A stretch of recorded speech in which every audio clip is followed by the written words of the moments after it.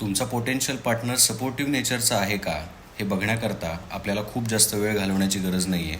त्यांचं हँडरायटिंग बघा, तुम्हाला एका ग्लान्समध्ये समजू शकतं की तो व्यक्ती सपोर्टिव्ह आहे का नाही आहे. एक सपोर्टिव्ह पार्टनर म्हणजे तो जो तुमचं ऐकतो, तुम्हाला समजून घेतो, एनकरेज करतो आणि तुमच्या हायज आणि लोजमध्ये तुम्हाला साथ देतो. हे सगळे पर्सनॅलिटी कॅरेक्टरिस्टिक्स आपल्याला हँडरायटिंगमध्ये दिसतात. कसे दिसतात समजून घेऊया. पहिला ट्रेट, इव्हन आणि स्टडी बेसलाईन. असा व्यक्ती इमोशनली स्टेबल आणि डिपेंडेबल असतो. दुसरा ट्रेट, राऊंडेड आणि सॉफ्ट स्ट्रोक्स. हा ट्रेट हँडरायटिंगमध्ये असेल तर तो व्यक्ती वॉर्म, केअरिंग आणि नर्चरिंग नेचरचा असतो.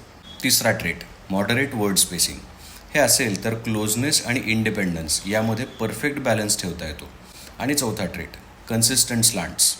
यांचं थॉटफुल आणि इमोशनली बॅलन्स्ड व्यक्तिमत्व असतं. जर तुमच्या पार्टनरच्या हँडरायटिंगमध्ये हे ट्रेट्स असतील तर ते इमोशनली अवेलेबल आणि अंडरस्टँडिंग असण्याची शक्यता जास्त आहे. आणि जर नसतील तर नो वरीज, आता तुम्हाला अवेअरनेस आला आहे. रिटर्न आणि नॉन रिटर्न ग्रॅफोथेरपीने आपण त्यावर काम करू शकतो, हेही तुम्हाला माहितीच आहे. तुम्ही आणि तुमचा पार्टनर एक सपोर्टिव्ह टीम आहात का हे जाणून घ्यायचं असेल तर मला DM करा, compatibility for a personalise handwriting analysis.